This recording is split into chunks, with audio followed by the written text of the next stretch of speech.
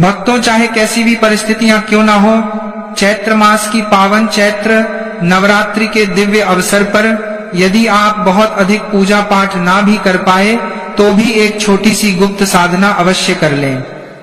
इन पवित्र दिनों में एक ऐसी दिव्य वस्तु का सेवन चुपचाप और पूर्ण श्रद्धा के साथ कर लेना है जिसके प्रभाव से जीवन में चल रही बाधाएं धीरे धीरे समाप्त होने लगती हैं, रुका हुआ धन वापस आने के मार्ग बनने लगते हैं और भाग्य के बंद पड़े द्वार खुलने लगते हैं। विश्वास रखिए भक्तों, यह कोई साधारण समय नहीं होता। यह वह महापुण्यकारी अवसर है जो मनुष्य के जीवन में सुख, समृद्धि और सौभाग्य का नया अध्याय प्रारंभ करने की क्षमता रखता है। चैत्र नवरात्रि के 9 दिन और इसका रहस्यपूर्ण महत्व सदियों से सनातन परंपरा में पूजनीय माना गया है, क्योंकि इन दिनों आदिशक्ति मां भवानी और नवदुर्गा की कृपा विशेष रूप से प्राप्त होती है और जो साधक सच्चे मन, नियम और संयम के साथ इस व्रत को करते हैं उनके अटके हुए कार्य बनने लगते हैं। मानसिक अशांति दूर होती है, स्वास्थ्य में सुधार आता है और आर्थिक स्थिति में स्थिरता आती है। कहा जाता है कि नवरात्रि में उस विशेष पवित्र वस्तु का सेवन या उससे संबंधित प्रसाद ग्रहण करना अत्यंत शुभ होता है, क्योंकि वह शुद्धता, शक्ति और समृद्धि का प्रतीक मानी गई है। भक्तों, यह पर्व केवल उपवास का नहीं बल्कि आत्मशुद्धि और भाग्योदय का दिव्य अवसर है। इसलिए भक्तों, निवेदन है आपसे आज कि इस बेहद ही महत्वपूर्ण वीडियो को शुरू से लेकर अंत तक पूरा बिना भगाए देखिएगा। यकीन मानिए भक्तों, आज की यह वीडियो आपकी जिंदगी बदलने का सामर्थ्य रखती है। तो चलिए वीडियो में आगे बढ़ते हैं, लेकिन उससे पहले निवेदन है आपसे कि कमेंट बॉक्स में जय माता दी अवश्य ही लिख दें। शास्त्रों और पुराणों में स्पष्ट रूप से वर्णन मिलता है कि पावन चैत्र नवरात्रि पर जिस एक उक्त और दिव्य वस्तु के सेवन का विशेष महत्व बताया गया है वह है माता को अर्पित लौंग का जोड़ा और मखाना, जिसे हमारे धर्म ग्रंथों में अत्यंत पवित्र, ऊर्जादायी और जीवनदायिनी माना गया है। भक्तों, इन पावन दिनों में श्रद्धा और नियम के साथ माता को अर्पित लौंग और मखाने का प्रसाद सेवन करने से धन की कमी, कर्ज का बोझ और व्यापार से जुड़ी बाधाएं धीरे धीरे समाप्त होने लगती हैं और जीवन में स्थिरता और समृद्धि का मार्ग खुलने लगता है। यद्यपि नवरात्रि का व्रत सामान्य फलाहार या निराहार रहकर किया जाता है, किंतु माता की पूजा में लौंग का जोड़ा अर्पित करना और प्रसाद रूप में ग्रहण करना शास्त्र सम्मत और अत्यंत पुण्यकारी माना गया है, जिससे दरिद्रता और नकारात्मकता का प्रभाव कम होता है। पुराणों की कथा के अनुसार आदि शक्ति के तेज और दिव्य ऊर्जा से ही संपूर्ण सृष्टि की उत्पत्ति हुई। इसी कारण इन 9 दिनों की आध्यात्मिक दृष्टि से अत्यंत पवित्र और विशेष फलदायी महिमा कही गई है। अब भक्तों, इस पावन व्रत की विधि भी जान लीजिए ताकि साधना पूर्ण फल दे सके। इस वर्ष चैत्र नवरात्रि का व्रत अत्यंत शुभ योगों में रखा जाएगा। व्रत का पारण नवमी तिथि के समापन या दशमी को सूर्योदय के बाद शुभ समय में कन्या पूजन के पश्चात करना शास्त्र सम्मत माना गया है और उस समय कन्याओं या जरूरतमंदों को भोजन कराना तथा अपनी सामर्थ्य के अनुसार दान देना अत्यंत पुण्यदायी कहा गया है। प्रातः काल उठकर स्नान के जल में गंगा जल मिलाना, स्वच्छ लाल या पीले वस्त्र धारण करना और माता रानी के समक्ष घी का अखंड दीप प्रज्वलित करना अत्यंत शुभ माना गया है।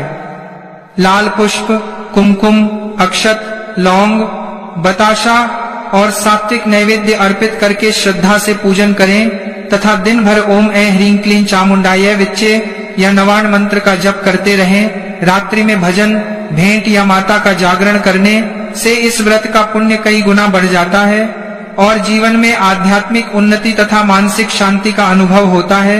भक्तों, चैत्र नवरात्रि पर कुछ विशेष चीजों का सेवन करना जहां आपके जीवन को सुख समृद्धि से भर देता है, वहीं कुछ चीजें ऐसी भी हैं जिन्हें भूलकर भी घर में नहीं लाना चाहिए। इन पावन दिनों में माता रानी को लौंग के जोड़े के साथ 5 प्रकार के मीठे फलों का भोग अवश्य लगाना चाहिए, जिनमें केला, अंगूर, आम, पपीता और लाल सेब या अनार शामिल हो, क्योंकि यह फल सात्विकता और समृद्धि के प्रतीक माने गए हैं। नवरात्रि के दिन साबूदाने की खीर या मखाने की खीर बनाकर माता को अर्पित करने और फिर पूरे परिवार के साथ प्रसाद स्वरूप ग्रहण करने से कुंडली के प्रतिकूल ग्रह शांत होते हैं।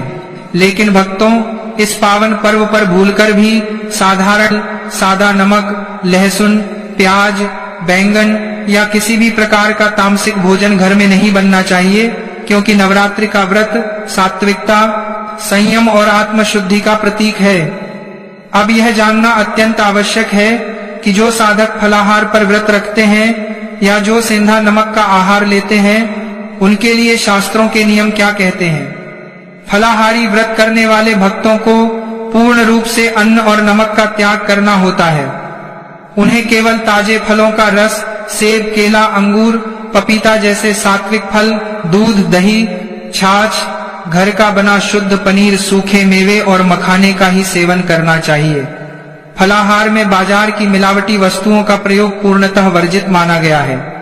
वहीं दूसरी ओर जो भक्त एक समय साधारण नमक का त्याग करके सेंधा नमक का सात्विक आहार ग्रहण करते हैं, उन्हें आहार में केवल कुट्टू का आटा, सिंघाड़े का आटा, राजगिरा, साबूदाना और समा के चावल, व्रत वाले चावल का ही उपयोग करना चाहिए।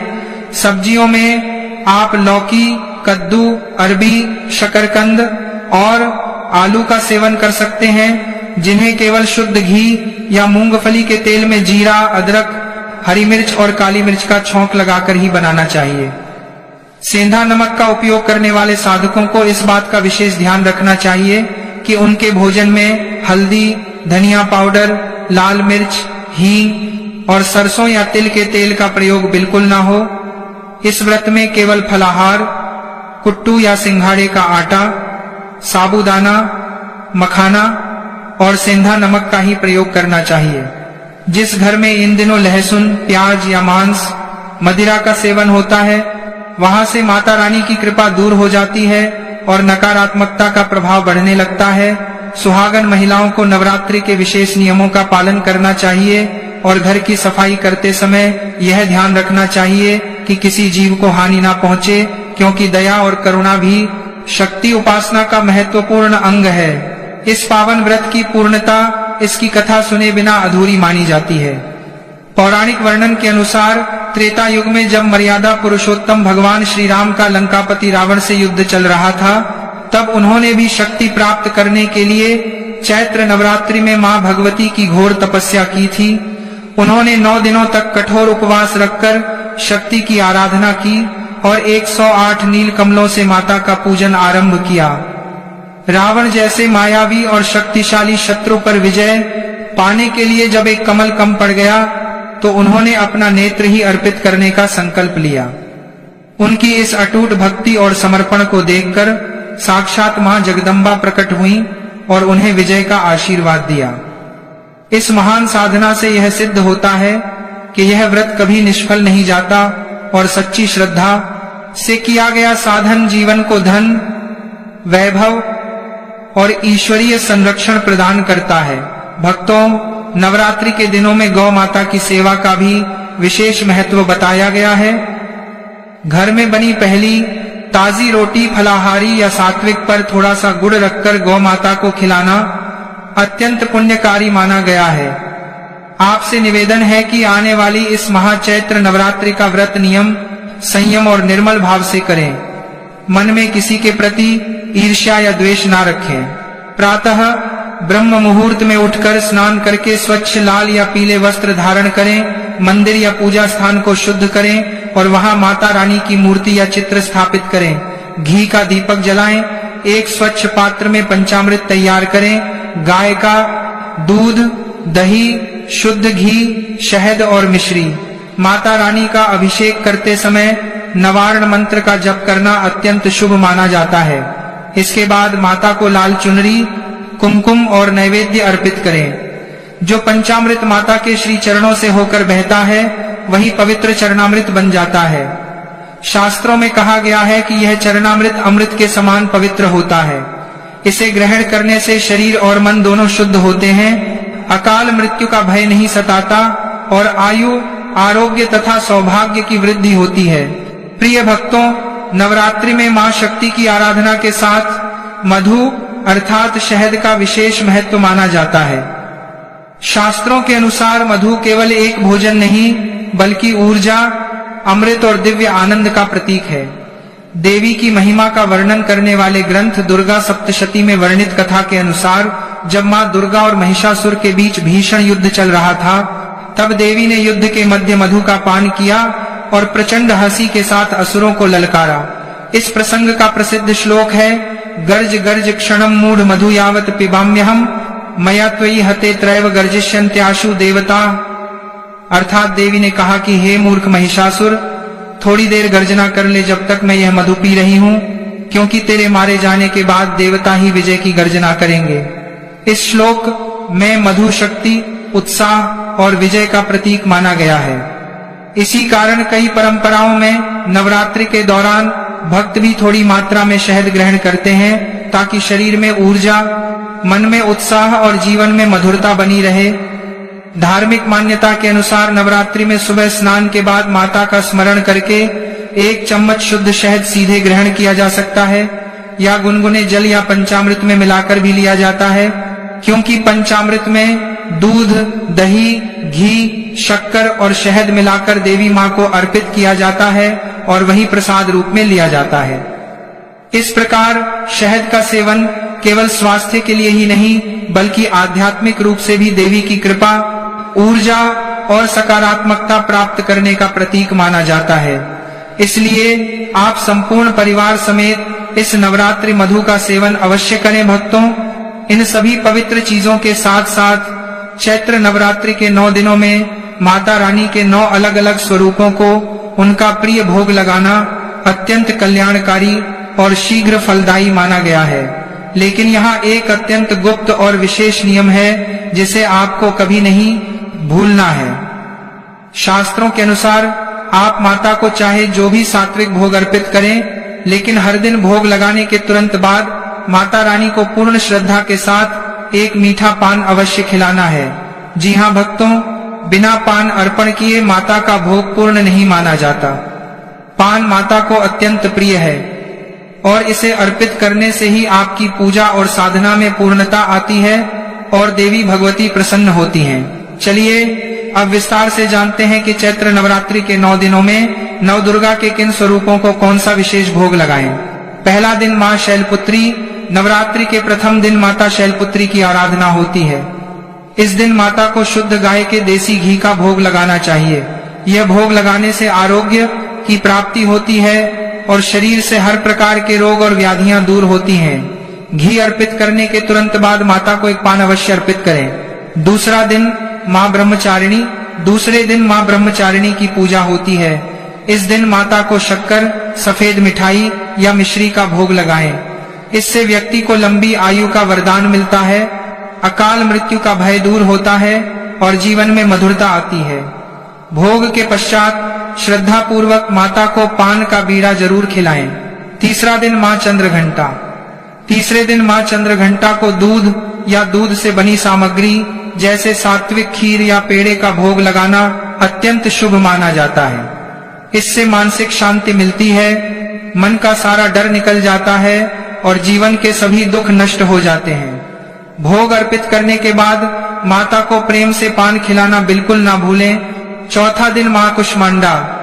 नवरात्रि के चौथे दिन मां कुष्मांडा की उपासना की जाती है। इस पावन दिन माता को मालपुए का भोग लगाना चाहिए। इससे बुद्धि का विकास होता है, निर्णय लेने की क्षमता बढ़ती है और रुके हुए कार्य गति पकड़ने लगते हैं। मालपुआ अर्पण करने के बाद माता के श्री चरणों में एक पान अवश्य रखें। पांचवां दिन मां स्कंदमाता।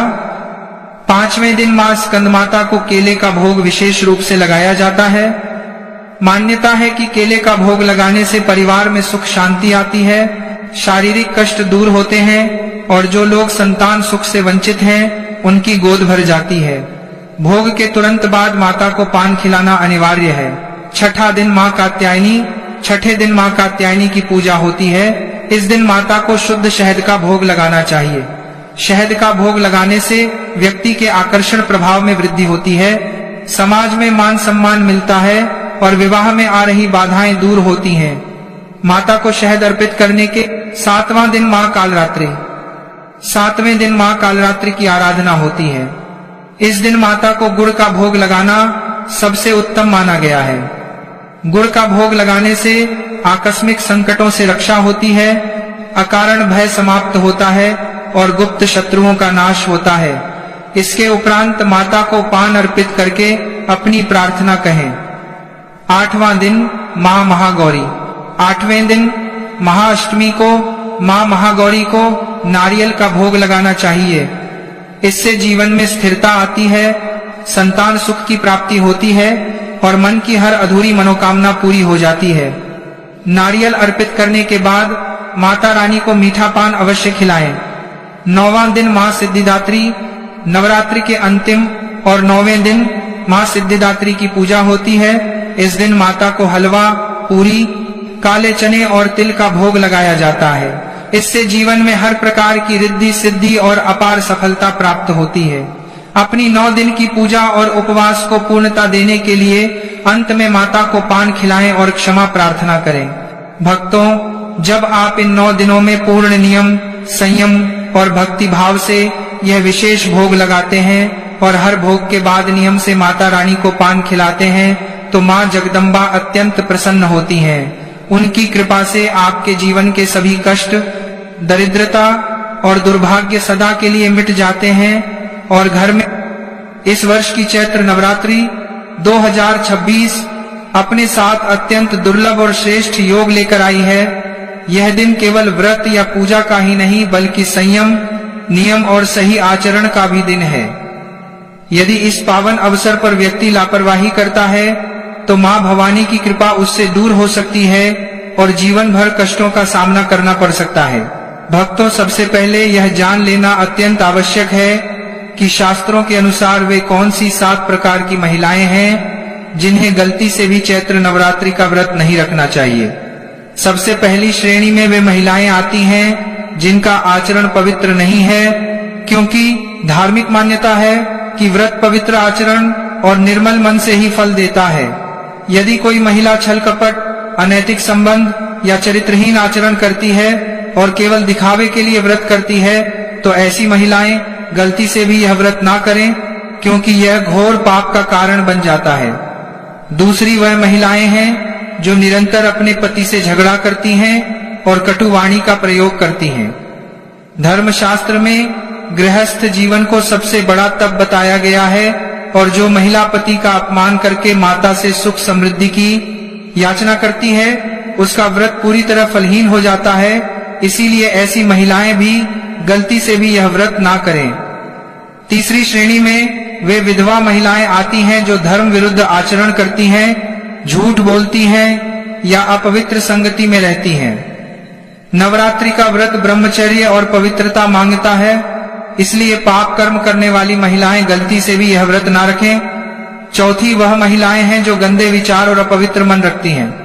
जो महिलाएं हमेशा दूसरों के प्रति ईर्ष्या, द्वेष और बुरे विचार रखती हैं, उनका मन अपवित्र माना जाता है और ऐसी महिलाएं गलती से भी यह व्रत ना करें। पांचवी श्रेणी में चुगलखोर और परनिंदा करने वाली महिलाएं आती हैं। जो महिलाएं दिन भर उपवास रखकर वाणी से किसी को आहत करती हैं या समाज में कलह कराती हैं, वे गलती से भी यह व्रत ना रखें, क्योंकि उनका व्रत पाखंड कहलाता है। छठी वह महिलाएं हैं जो दूसरों की उन्नति देखकर जलती हैं और ईर्ष्या रखती हैं। ऐसी महिलाएं गलती से भी यह व्रत ना करें, क्योंकि ईर्ष्या, द्वेष और क्रोध व्रत का नाश कर देते हैं। और सातवीं वे महिलाएं हैं जो केवल समाज या रिश्तेदारों को दिखाने के लिए व्रत रखती हैं, जिनका उद्देश्य भक्ति नहीं बल्कि अपनी छवि बनाना होता है।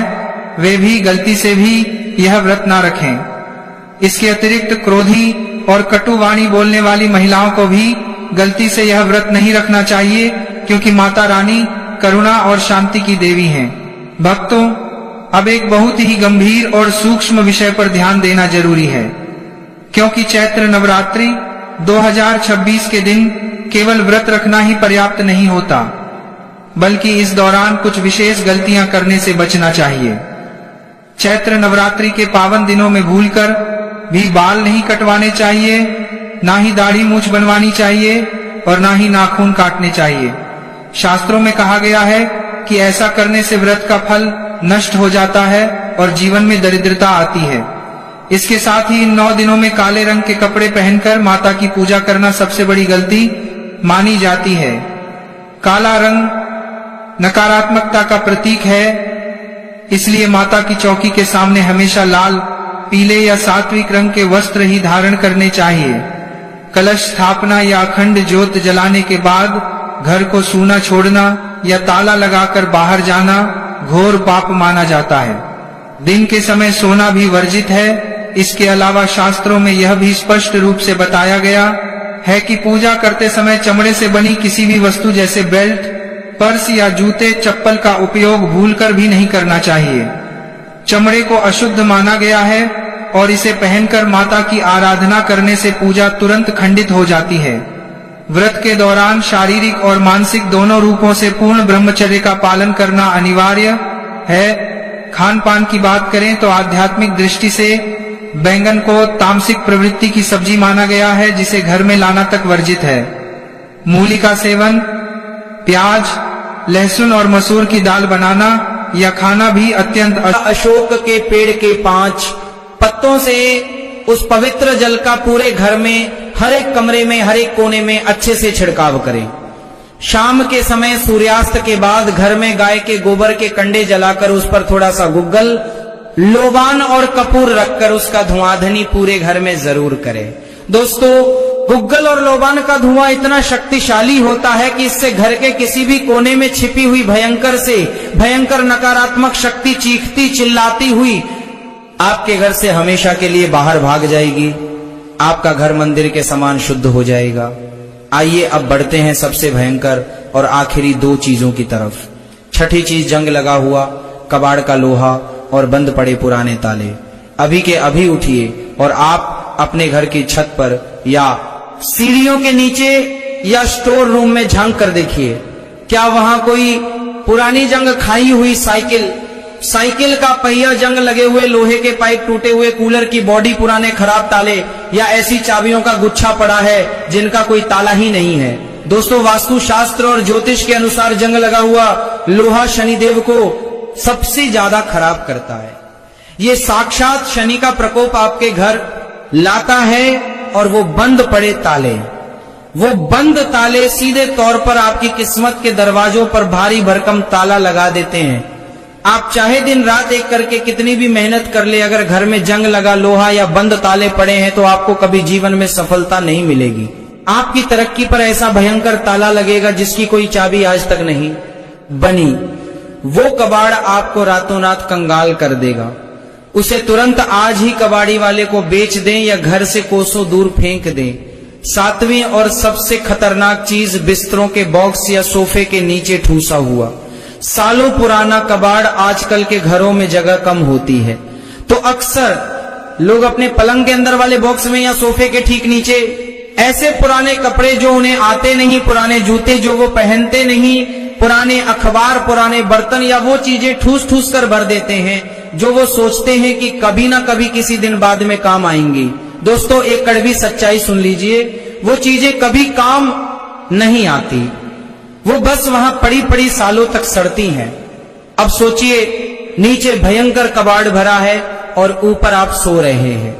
सोने की जगह के ठीक नीचे अगर आपने कबाड़ भर रखा है तो आपके शरीर का मैग्नेटिक फील्ड, चुंबकीय क्षेत्र पूरी तरह बर्बाद हो जाता है। आपका स्वास्थ्य कभी ठीक नहीं रहेगा। आपको कमर दर्द, जोड़ों का दर्द और पेट की भयंकर बीमारियां घेर लेंगी। पति पत्नी के रिश्ते में इतना जहर घुल जाएगा कि बिना बात के झगड़े होंगे और बात तलाक तक पहुंच सकती है।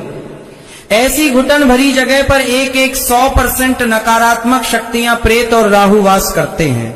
आज ही अपने पलंग के बॉक्स को खोलें और जितनी भी फालतू अनुपयोगी चीजें हैं उन्हें निर्दयता से घर के बाहर फेंकिए।